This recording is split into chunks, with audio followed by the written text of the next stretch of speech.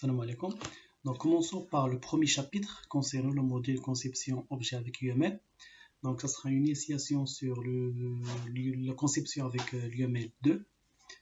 Donc, dans ce chapitre, on va voir la définition des avantages d'un logiciel. Donc, on va commencer par les bases de c'est quoi un logiciel, les qualités de développement d'un logiciel, comment je peux dire qu'un logiciel est de qualité, comment comparer entre deux logiciels. Après, la définition d'un génie logiciel, c'est quoi la différence entre logiciel et génie logiciel. Après, le cycle de vie d'un génie logiciel. Après, la notion très importante, c'est la notion de orienté objet. Après, l'initiation en UML 2. Donc, la plupart du temps, dans notre vie, on utilise les logiciels. Mais c'est quoi un logiciel? Donc, c'est tout simplement un logiciel, c'est un ensemble de programmes qui peut être exécuté par l'ordinateur, dans le but de faire quoi? De simplifier ou bien de faire des calculs très complexes. C'est très simple, un logiciel, c'est un programme qui s'exécute par l'ordinateur. C'est un programme informatique. Donc le but, c'est de faciliter les tâches quotidiennes d'un être humain, ou bien de faire des calculs complexes, ainsi de suite.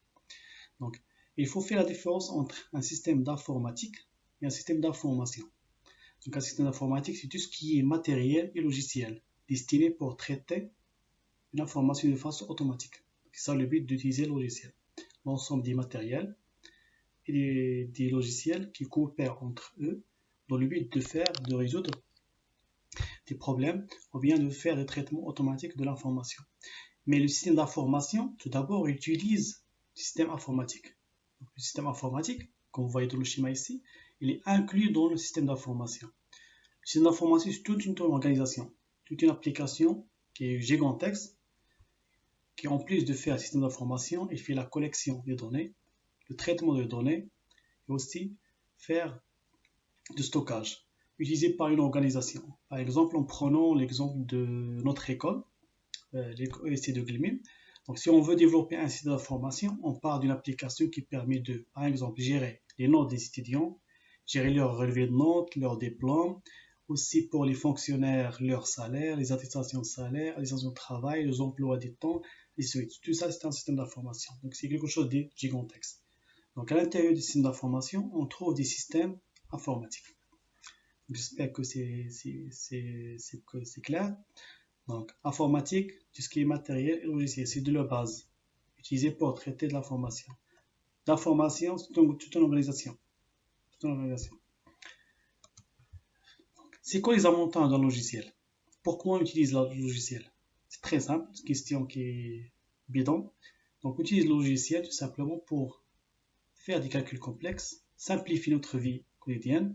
Au lieu que l'être humain fait un traitement, on développe des logiciels qui permettent de faire un traitement donné. Par exemple, au lieu de faire des calculs à la main, on va développer un logiciel. Par exemple, la calculatrice, c'est elle qui va faire les calculs. Bien sûr, d'une façon qui est très accélérée et plus rapide et très correcte. C'est ça les avantages du logiciel, simplifier notre vie quotidienne. Maintenant, les qualités de développement d'un logiciel. Donc, pour créer un logiciel qui est de qualité, il y a quelques critères à respecter. On ne développe pas directement un logiciel, mais il y a des critères à respecter. Parfois, il y a deux logiciels qui font le même résultat. Mais nous, on préfère d'aller à un logiciel A au lieu de faire le logiciel B. Parce que le logiciel A, on trouve qu'il est mieux développé, bien de qualité par rapport au logiciel B. Mais quels sont les critères pour dire qu'un logiciel A est mieux que le logiciel B? Donc, il y en a plusieurs qualités. On commence par la première, c'est la validité. Donc, la validité, est-ce que votre produit, votre logiciel, est-ce que votre logiciel respecte à 100% le cahier de charge fourni par le client? Donc, vous savez, on a un problème, le client a un problème. Donc, il va conseiller un développeur afin d'avoir un logiciel. Donc, ils vont écrire un cahier de charge. Ce sont les besoins du client. Est-ce que, à la fin de production de votre logiciel, est-ce que ce logiciel respecte le cahier de charge? Est-ce qu'il est valide ou non? C'est ça la validité. Donc, un logiciel qui respecte à 100% le cahier de charge du client, c'est mieux qu'une application qui ne respecte pas le cahier de charge. Le deuxième, il y a la fiabilité et robustesse. Est-ce que votre logiciel est capable de fonctionner dans des cas anormaux? Parce que dans le développement d'un logiciel, on développe dans les cas qui sont logiques.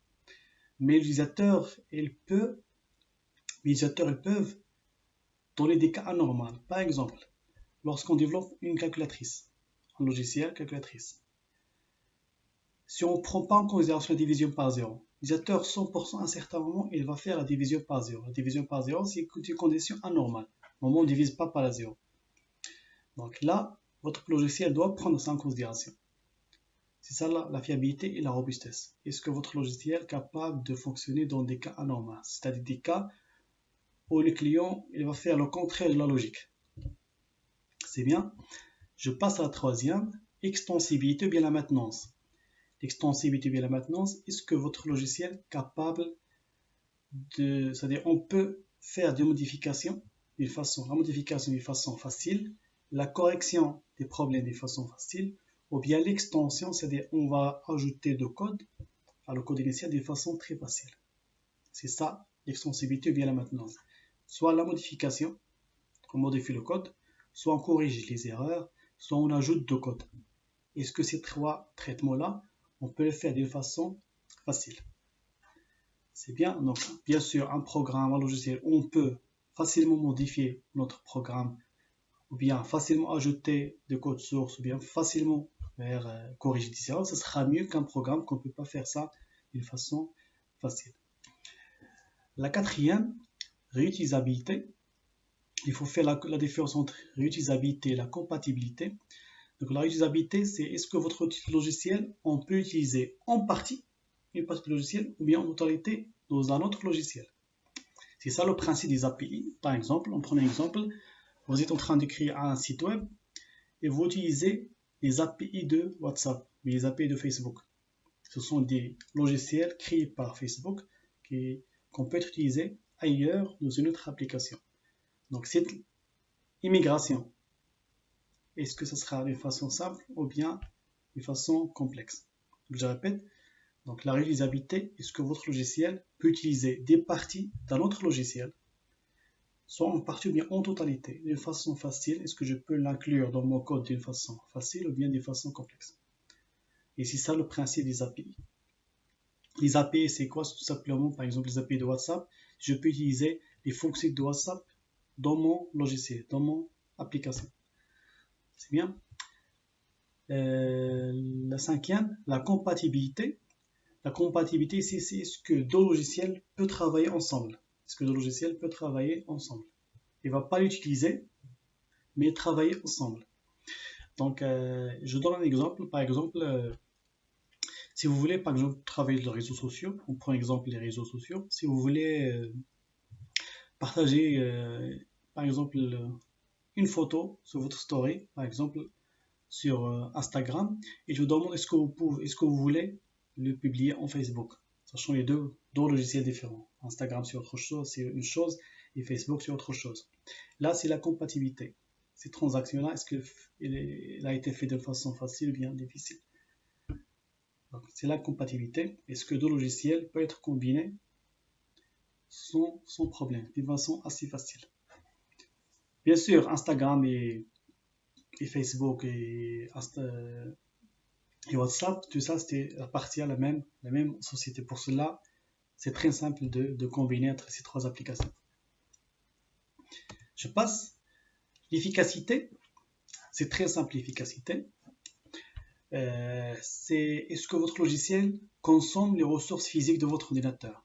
Et lorsque je parle des ressources physiques de votre ordinateur, je parle principalement de trois choses. On peut faire la quatrième. Donc, la première, c'est le processeur, la RAM, le stockage, et la quatrième possible, c'est le GPU, la carte graphique. Mais principalement les trois. La RAM et le CPU et le disque dur. Donc parfois, je me rappelle bien que Google Chrome, lorsqu'il a été commencé, on a commencé à utiliser Google Chrome, était très très rapide. Donc la plupart ils ont oublié Explore parce que c'était trop long. On a convergé vers Google Chrome parce qu'il était trop rapide, parce qu'il ne consomme pas beaucoup de ressources. Maintenant, c'est l'inverse. Google Chrome commence à consommer beaucoup de ressources et devient trop long. Et je pense Explore a développé Edge, navigateur Edge, qui est plus rapide que Explore. La plupart des gens, ils ont convergé vers Edge, qui est plus léger, parce qu'ils ne consomment pas beaucoup de ressources. Je passe la portabilité. Donc la portabilité, est-ce que votre logiciel peut être exécuté de différents systèmes d'exploitation, différents environnements. Par exemple, je développe un logiciel. Est-ce que le même logiciel, sans aucune modification, je peux l'exécuter sur Windows, comme je peux l'exécuter sur Linux, comme je peux l'exécuter sur Android, comme je peux l'exécuter sur Macintosh. Différents systèmes d'exploitation. Je vous donne un exemple. Donc, sous Linux, avant, si on utilise Word, OpenOffice, je me rappelle bien, on utilise le Word. Donc, si je crée un fichier Word sous Linux, je le prends avec USB, je le mets en Windows, ça ne marche pas. Parce que le Word, c'était pas portable entre Windows et Linux. Par contre, le PDF, c'est portable. Respecte le critère de la portabilité. Maintenant, ce problème, je pense, il a été résolu. Vous pouvez créer un fichier Word sur Linux ou vous l'ouvrez sur Windows sans problème. Il devient portable. Les applications Java, c'est des applications qui respectent les critères de la portabilité. On va le voir ça en Java. Donc, grâce à la machine virtuelle JVM, la portabilité est assurée. Après, vérifiabilité, tout simplement, c'est facilité de préparation de produits de test. Lorsqu'on développe un logiciel, est-ce que c'est simple de faire des produits de test pour vérifier est-ce que votre logiciel fonctionne ou non? Le test doit être le plus simple possible. L'intégrité, tout simplement, c'est au niveau de la sécurité. Est-ce que votre logiciel est capable de protéger le code, son code lui-même, et les données des utilisateurs? Donc un logiciel qui n'arrive pas à sécuriser les données, bien sécuriser le code source, parce que le code source, on ne va jamais le connaître. Donc c'est une application qui ne respecte pas la qualité de développement. Après, il y a facilité d'emploi. Facilité d'emploi, il faut savoir que lorsqu'on développe un logiciel, le développeur, c'est lui qui a développé le logiciel et le connaît par cœur. Mais pour les emplois, le test, on le donne à un être humain qui n'a rien à voir avec le logiciel. Quelque chose à part, une personne à part. C'est lui qui va faire le test, qui n'a aucune connaissance sur le logiciel. Et on va intercepter, on va voir est-ce que cet utilisateur est capable de gérer l'application de façon rapide ou bien long. C'est ça la facilité d'emploi. Il faut gérer votre application qui soit le plus simple possible. Ça veut dire, par exemple, pour le faire le login, il doit le trouver directement. Il ne va pas chercher beaucoup pour faire le login. Pour la connexion, pour la création de compte, tout ça, il doit être d'une façon assez rapide. Donc c'est ça la facilité d'emploi. Donc je passe, j'espère que c'est clair. Le développement d'un logiciel, il y a des étapes à suivre dans le développement d'un logiciel. Donc tout d'abord, très simple, il y a l'idée ou le besoin. Donc le client qui a un besoin ou bien une idée, un problème. Donc il va le présenter pour un développeur pour passer à l'étape de développement. Donc ici, c'est le client qui a une idée ou bien un besoin, qui va contacter un développeur qui va passer pour l'étape de développement. Après, il y a l'exploitation du logiciel par le client. Donc ici, on voit qu'il y a deux acteurs. Il y a le client qui propose l'idée et aussi il va faire l'exploitation du logiciel. Il y a le développement, ce sont les développeurs.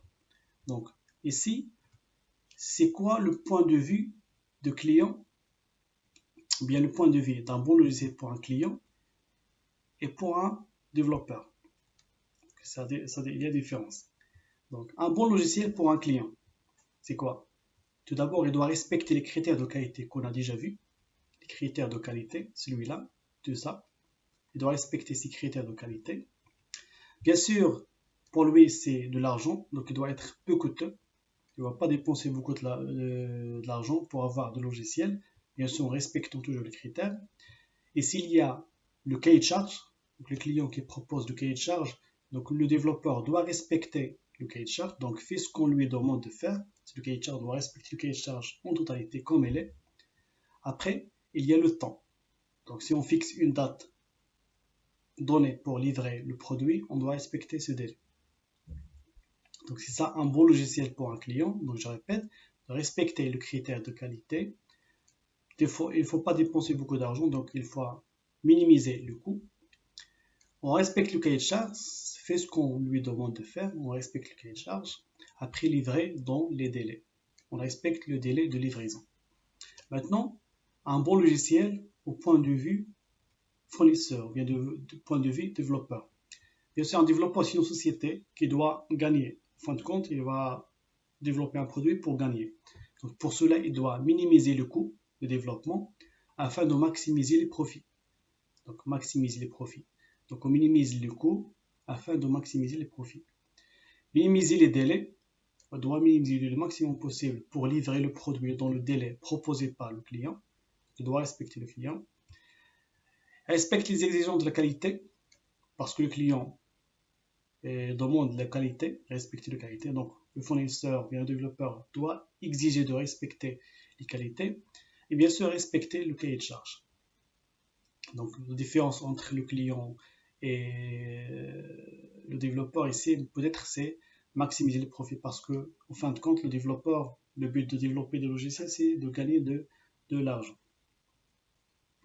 Donc c'est ça le point de vue entre un bon logiciel au niveau de développeur, au niveau de fournisseur bien développeur, ou bien au niveau de client.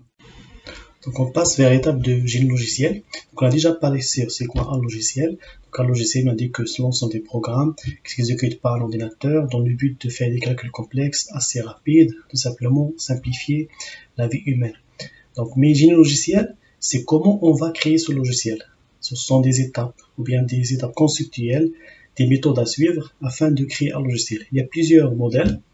Donc en gros, il y a des phases, il y a des étapes à suivre pour créer un logiciel.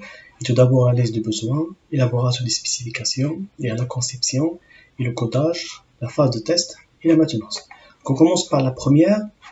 Donc on commence par l'analyse de besoins. Donc l'analyse de besoins, c'est tout simplement la création de cahier de charge. Donc le client, il a un besoin, il veut créer un projet, il va consulter un développeur. Donc qu'est-ce qu'il va faire de sa première étape avec le développeur? C'est de spécifier ce besoin. Donc ce besoin, tout simplement, c'est le cahier de charge. Donc toujours avant de créer un projet, il faut élaborer un cahier de charge qui contient le besoin. Deuxième étape, l'élaboration des spécifications. Donc le développeur va commencer à analyser le cahier de charge de client afin de savoir quels sont les besoins matériels et les besoins logiciels afin de créer ce projet. C'est très simple. Après, une fois on sait le cahier de charge, on sait quels sont les besoins matériels, les besoins logiciels, on passe vers la conception. C'est quoi la conception? Déjà, c'est ça le but de ce cours. La conception, on va créer une solution conceptuelle de projet sous forme de diagrammes. On va voir que ce diagramme permet de donner une description de l'extérieur de votre projet, de votre logiciel, et de l'intérieur. Donc ça, c'est très important, la partie conceptuelle. Une fois la partie conceptuelle est terminée, c'est ça la solution déjà, on va essayer de programmer cette solution sous forme des langages de programmation, principalement les langages d'orienté objet, par exemple Java, C++, C#, ainsi de suite. Donc une fois le codage est terminé, on passe vers la phase de test. Dans la phase de test, on va tester l'autre logiciel, est-ce que c'est fonctionne ou non, est-ce qu'il répond aux exigences du client, est-ce qu'il respecte les critères de qualité. Après, on passe vers la maintenance. La maintenance, on va présenter le projet au client. S'il y a des corrections, des évaluations, des extensions à ajouter, ça, c'est dans la partie de la maintenance. C'est ça, en gros, les étapes à suivre pour créer votre projet ou bien votre logiciel. Donc, ces étapes-là, on les appelle le cycle de vie d'un logiciel. Le cycle de vie décrit d'un logiciel, on doit suivre les minimums, sur les étapes minimum. Dans ces étapes, on peut le modéliser sous forme des modèles. Donc, il y a des modèles qui sont linéaires, des modèles qui sont non linéaires. Pour les modèles linéaires, il y a le plus fameux modèle, c'est en cascade, c'est le plus simple. Il y a le modèle en V, qui est une amélioration d'un modèle en cascade. Et les modèles qui sont non linéaires, qui sont très complexes pour les grandes sociétés, principalement modèles incrémentaux et le modèle en spirale. Donc, on va voir en détail seulement les modèles qui sont linéaires et les cascades, les modèles en V. Le modèle en cascade, comme son nom indique, c'est le en cascade. Il a été créé en 1966. Il a été formalisé en 1970. Donc, ici, chaque étape doit être terminée à une date bien précise. On va spécifier pour chaque étape une date bien précise. On ne peut pas passer à une étape sans terminer la première étape. Donc, chaque étape doit être terminée dans une date bien précise. On ne passe pas à une étape si seulement si on a terminé la première. Donc, parmi les avantages de ce modèle, il est très simple. Le modèle en cascade, c'est le plus simple. D'ailleurs, ce que vous allez faire dans votre PFE et votre SFE. Donc, c'est le modèle le plus simple. Il est idéal pour des petits projets. Et aussi, il fonctionne très bien lorsque la qualité est plus importante que le coût de temps. Si on fixe la qualité, on vise la qualité, mais le temps, peu importe. Donc, ce modèle cascade, il est idéal. Les inconvénients, comme je l'ai déjà dit, lorsqu'on ne passe pas à l'étape si on ne termine pas la première. Donc, s'il y a un retard dans la première étape, donc il y a un retard pour le reste. Pour cela, on vise ici la qualité que le temps. Donc, autre chose, s'il y a une modification au niveau des besoins, on doit refaire toutes les étapes. C'est ça les inconvénients. Donc, la première, on ne passe pas à l'étape si on ne termine pas la première. Donc, s'il y a un retard sur la première, il y a un retard vers la suite. Et aussi, s'il y a des changements au niveau de besoin, on doit refaire tout le traitement, toute la conception. Pour cela, le test, c'est à la fin. Pour cela, le test, ça se fait à la fin. S'il y a une erreur de test à la fin, on doit refaire toutes les étapes. Le modèle en V, comme son nom indique, c'est un en V. C'est une extension de modèle en cascade. Vous allez voir, c'est toujours en cascade. Mais l'avantage ici, c'est que pour chaque étape, on ajoute un test. Pour chaque étape, on ajoute un test. Donc, l'avantage, c'est il augmente la qualité de votre projet parce que pour chaque étape, il y a un test. Il y a un livrable pour chaque étape. C'est pas comme le cascade. Le cascade, c'est livrable, c'est à la fin. S'il y a des modifications, on fait tout. L'inconvénient qu'il ne gère pas les activités en parallèle, c'est toujours lié en cascade. On ne gère pas les activités en parallèle, c'est pas comme le spiral. Voilà, c'est ça en gros le modèle en cascade et le modèle en V. Donc on passe vers la notion très importante, c'est l'orienté objet, la notion de programmation orientée objet, la notion d'une classe, la notion d'un objet et les principes d'orienté objet. Donc pour comprendre c'est quoi une classe, c'est quoi l'objet, on va faire un exemple. Donc supposons que je vais créer un gâteau, par exemple de cette forme. Un gâteau. Donc la question ici, est-ce que je vais créer à la main, d'après la pâte, je vais créer à la main chaque partie du gâteau, une par une. Ou bien, ça c'est un gâteau qui est rempli, ou bien je vais essayer de créer un moule qui est la même forme que le gâteau. Et ici j'ai la pâte et je vais appliquer le moule sur la pâte afin d'avoir l'objet. C'est ça la question. Donc, je pense que vous avez deviné qu'on doit créer un moule qui a la même forme que l'objet et je vais appliquer le moule sur les données, qui est ici la pâte ici, afin d'avoir l'objet. C'est ça l'orienté objet. L'orienté objet, donc pour créer des objets, je dois créer tout d'abord une classe. Donc la classe qui permet de donner la forme de l'objet. Je donne un exemple. Dans une usine, si je veux créer des bouteilles d'eau, bien sûr les ouvriers ne vont pas créer bouteille par bouteille à la main. Donc qu'est-ce qu'on va faire? Ils vont modéliser une machine qui a la même forme que la bouteille. Après ils vont venir la matière. La matière c'est les données. Et le moule c'est la classe. Il va faire venir la matière. Ils vont appliquer la matière sur plutôt le moule sur les données afin d'avoir la bouteille. C'est ça le principe. Pourquoi l'orienté objet? Donc avant, on travaille avec les structures. Les structures, on a les fonctions. Après, on a les données. On a les données qui sont séparées de la fonction. Si vous vous rappelez de la structure de données, on crée des fonctions, des structures des fonctions. Après, on applique la fonction sur les données. On a tout ça mélangé.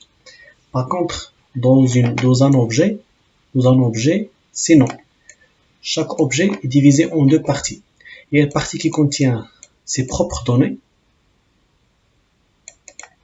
et une partie qui contient ses fonctions. En fait, on l'appelle pas les fonctions, on l'appelle des méthodes. Ok? Des méthodes. Donc, je reviens.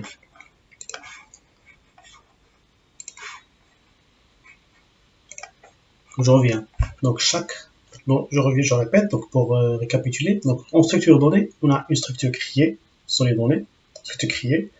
On va créer des variables de ces structures. Après, on a les fonctions. On applique les fonctions sur les données. Donc, on a tout ça mélangé. Mais l'orienteur objet, non. On va créer des objets à partir d'une classe. Donc, on rappelle maintenant c'est quoi une classe. C'est une représentation sémantique des objets. Tout simplement, il donne une idée de comment on crée un objet. À partir de cette classe, on peut créer autant des objets. Donc, les objets, ils prennent la forme de la classe. Donc, c'est quoi la relation entre un objet et une classe? Donc, on dit qu'un objet, c'est une instantiation d'une classe. Donc, un objet, c'est une instantiation de la classe. Donc, pour créer des objets, on fait quoi? Tout simplement, on va créer une classe. Et la classe qui est de la même forme que l'objet. Donc, sauf la classe, quand il n'y a pas de données, juste la forme. Une fois on va faire l'instanciation, c'est-à-dire créer un objet à partir de cette classe, on a un objet qui a la même forme que la classe, qui contient des données. De quoi il est constitué cet objet? Donc on a dit différemment de structures données, qu'on a les données séparées des fonctions. Dans un objet, non. On a dans un même objet une entité qui contient les données, qui sont, on l'appelle ici les attributs. Donc ici, les données ici, on les appelle les attributs. Il y a aussi les méthodes, qui sont les opérations, les méthodes. Ce qui sont les opérations, mais les méthodes ici, donc attributs méthodes. Les méthodes, ce sont les actions que je peux appliquer sur l'objet. Prenons par exemple la bouteille. Donc je vais créer une bouteille. Ce sera quoi ici les attributs? Par exemple, le volume, la couleur, la taille, la forme, les dimensions. Tout ça, ce sont les informations sur l'objet. Les méthodes, quelles sont les opérations que je peux faire sur la bouteille? Je peux l'écraser, je peux le crier, je peux ouvrir, ajouter d'eau, boire, quelque chose comme ça. Donc je répète, les attributs, ce sont les informations sur l'objet, ce sont les données de l'objet. Et les méthodes, ce sont les actions que je peux appliquer sur l'objet. C'est la même chose que les fonctions, dans la forme, mais on les appelle des méthodes. Donc, si on prend les attributs et les méthodes, tout ça, on les appelle, sont les propriétés d'objets. Donc, si on dit les propriétés d'objets, il faut comprendre qu'on parle ici des attributs et des méthodes. J'espère que c'est très clair. Il y a un principe de l'orienteur objet. Il y a trois. Il y a l'encapsulation. On a déjà parlé de la notion de la classe. C'est quoi une classe? On a déjà parlé de la notion d'une classe. Il y a le principe d'orienteur objet. Il y en a trois. Il y en a en fait quatre. Je ne vais pas aborder la quatrième. Je vais parler seulement de trois. Donc il y a encapsulation, il y a l'héritage, il y a le polymorphisme. Donc dans un premier temps, pour les gens qui n'ont aucune idée sur l'orienteur objet, ils vont un petit peu perdus. Donc je vous conseille tout d'abord de voir le cours de Java afin de bien comprendre de quoi je parle ici. Donc l'encapsulation. Le principe d'encapsulation, je l'explique ici. Donc supposons qu'on a un objet. Donc on a ici les attributs, ici il y a les méthodes. Donc, le principe d'encapsulation, il dit que les données dans un objet sont sécurisées. On n'a pas le droit d'accéder directement les attributs d'un objet. On n'a pas le droit d'accéder directement aux attributs d'un objet. Par contre, ceux qui ont le droit d'accès à ces attributs, ce sont les méthodes. Donc, dans un objet, j'ai seulement le droit, donc ici, c'est interdit. Par contre, je peux accéder à ces méthodes d'un objet. Le principe d'encapsulation consiste à encapsuler dans un même objet les données, les attributs et les méthodes. Et j'ai pas le droit d'accéder aux données. Elles sont sécurisées, privées, mais j'ai le droit seulement d'accéder à des méthodes. Et seuls les méthodes qui ont le droit de modifier ou bien accéder aux attributs. Très bien, donc ça c'est un objet. Objet. Donc, je répète, un objet. Et l'encapsulation, le principe d'encapsulation, c'est d'encapsuler dans une même entité les attributs et les méthodes. Les attributs, ce sont les données. Les méthodes, ce sont les opérations. L'utilisateur n'a pas le droit d'accéder directement aux attributs, mais il a seulement le droit d'accéder aux méthodes de l'objet. Et seul l'objet qui a le droit d'accéder aux attributs. C'est ça le principe d'encapsulation. J'espère que c'est clair. Donc, le deuxième principe, c'est l'héritage. Donc, je peux avoir une relation d'héritage entre classes, comme son nom indique, c'est l'héritage, c'est-à-dire une classe qui va hériter les propriétés de notre classe. J'explique. Supposons que j'ai une classe A. Ici contient X. Pardon, je vais faire autrement. Supposons que j'ai une classe A contient X, Y, Z. Méthode M, M1, M2, M3. Une autre classe. D'ailleurs, je fais ce schéma parce que c'est ça la présentation d'une classe. La classe P, j'ai toujours les attributs. Il y a X, Y, W. Comme méthode M1, M2, M4. Une troisième classe, C, qui contient comme données X, Y, je sais pas, O. Ok. Ici, M1, M2, M5. La question ici, qu'est-ce que vous remarquez? Vous remarquez dans ces trois classes, il y a des propriétés qui se répètent. Je me rappelle c'est quoi les propriétés d'une classe, bien d'un objet, ce sont les méthodes et les attributs.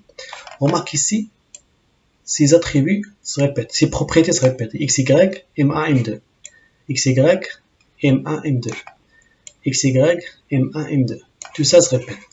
Donc toujours dans la programmation, la redondance n'est pas permise. La redondance, on ne doit pas avoir de code qui se répète. Toujours, le code doit être optimal le maximum possible. Donc la redondance est strictement interdite. C'est ça le principe de l'héritage. Donc qu'est-ce qu'on va faire ici?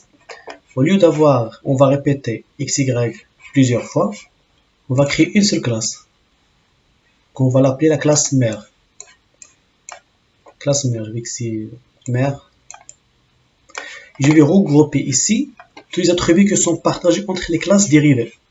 Ce sont ces classes dérivées, ou bien les classes phi. Donc ça sera X, Y, M1, M2. Et je vais supprimer les attributs qui se répètent.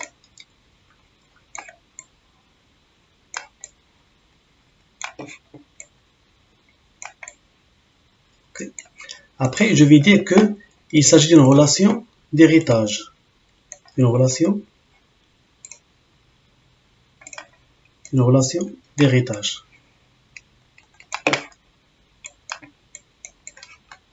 On dit que la classe A et B, C héritent de la classe mère. Donc automatiquement, la classe A va avoir en plus de l'attribut Z et la méthode M3, elle va avoir XY, M1, M2. Et pour la classe B, en plus d'avoir l'attribut W et la méthode M4, il va avoir aussi l'attribut XY et la méthode M1, M2. C'est la même chose pour la classe C. En plus d'avoir l'attribut O et la méthode M5, il va avoir plus XY, M1, M2. C'est ça le principe d'héritage. J'espère que c'est clair. Donc l'héritage permet de supprimer de la redondance. Si on a plusieurs classes qui partagent les mêmes propriétés, on va enlever toutes ces propriétés, on va les regrouper dans une classe mère. Après, il suffit de dire que cette classe hérite de la classe mère. Automatiquement, tous ces attributs vont être placés dans la classe dérivée. C'est ça l'héritage dans le concept de programmation orientée-objet. Donc le polymorphisme, déjà le polymorphisme c'est un mot qui se divise en deux parties. Il y a poly, ça veut dire multiple, il y a morphisme, ça veut dire la forme. Donc polymorphisme, ou bien autrement dit, multiforme. Donc c'est quoi le polymorphisme? Tout simplement lorsqu'une méthode prend plusieurs formes. Par exemple, j'ai la méthode MA ici. La classe A, donc déjà on ne peut pas parler de polymorphisme s'il n'y a pas d'héritage. Donc on a la classe mère qui contient les attributs x, y, M1, M2. On a les classes dérivées, ce sont les classes phi qui héritent de la classe mère. Donc automatiquement on a dit que la classe A va hériter x, y, la méthode M1, M2. La même chose pour B, la même chose pour C. Donc ici c'est la méthode 2, la méthode 4, la méthode 5. Donc j'ai le droit de redéfinir la méthode MA ici. J'ai le droit de refaire la méthode, le corps de la méthode MA. Et le corps de la méthode M2, MA ici. MA ici. Donc ça sera MA d'une autre façon. MA une autre façon. MA une autre façon. Donc ici, ça sera toujours MA.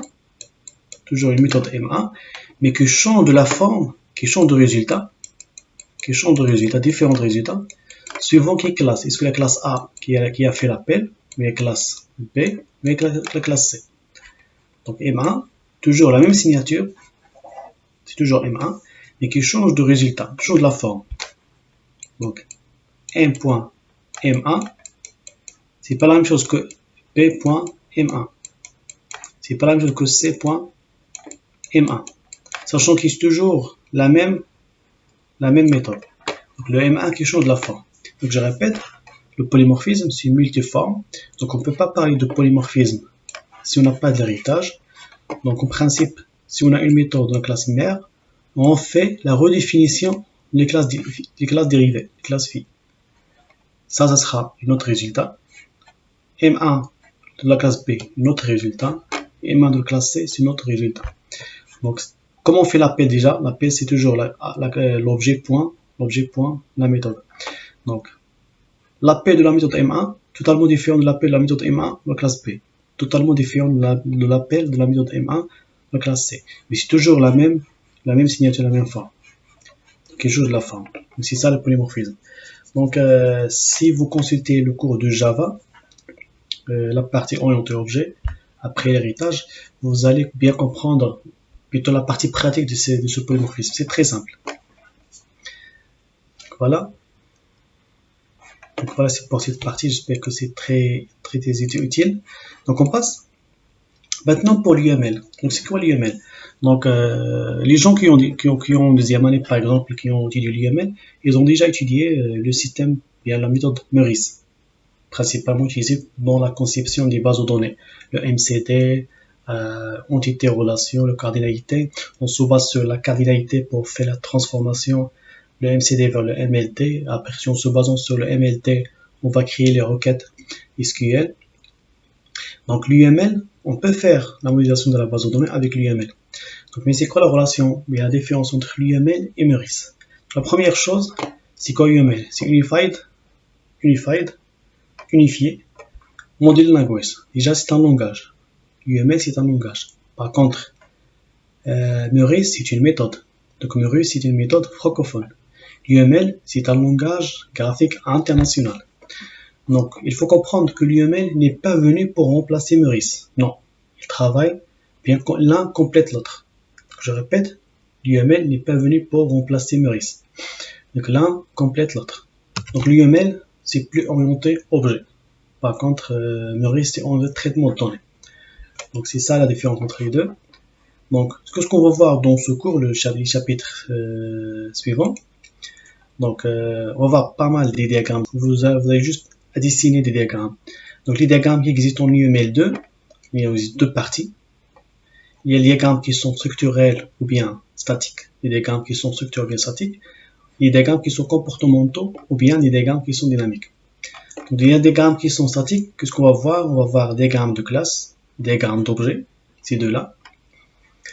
Pour les diagrammes dynamiques, on va voir des diagrammes de cas d'utilisation et des diagrammes de séquence. Donc je vais vous donner une idée générale de quoi il s'agit. Diagramme de cas d'utilisation, c'est un diagramme qui permet de donner une description de l'extérieur de votre programme, de votre projet, de l'extérieur. On le voit de l'extérieur. Le diagramme de classe, il donne une description de l'intérieur de votre projet, de comment il est constitué à l'intérieur, bien sûr sous forme des classes. Les diagrammes séquences, ce sont les actions bien l'ordre séquencé des actions sur le cours de temps. Comment votre projet fonctionne au cours de temps. C'est des diagrammes de séquence. Donc, dans votre projet, PFE ou bien, par exemple, ou bien SFE, il y a une partie très importante, c'est la partie conception. Donc, en gros, si vous voulez créer votre projet, fin d'étude, votre rapport, avec quoi vous allez commencer? Tout d'abord, le premier chapitre. Tout d'abord, vous allez commencer par une introduction ou bien problématique, où vous allez décrire votre cahier de charge, décrire le problème, de quoi il s'agit. Le deuxième chapitre, c'est la partie conception. La partie conception, qu'est-ce que vous allez faire? Vous allez commencer par le diagramme de cas d'utilisation. Vous allez créer votre diagramme de votre projet avec une description de ce diagramme. Vous passez au diagramme de classe, aussi donner votre description de votre diagramme de classe, un texte là-dessus. Et le troisième, c'est le diagramme de séquence. C'est le deuxième chapitre, la partie conception. Trois diagrammes, diagramme de cas d'utilisation, diagramme de classe et un diagramme de séquence. Après, troisième partie, c'est la réalisation, où vous présentez les logiciels que vous avez utilisés, les technologies. Après, les captures d'écran de votre projet, bien sûr, avec une description. Et finalement, conclusion. Donc, c'est ça, en gros, les grandes parties de votre rapport de PFE. La différence avec SFE, c'est dans la partie introduction, vous va ajouter une description de votre lieu de stage, votre entreprise ou bien institut, ainsi de suite. C'est ça la seule différence. J'espère que le premier chapitre c'était utile pour vous. Donc, Inch'Allah, à la prochaine vidéo. Merci.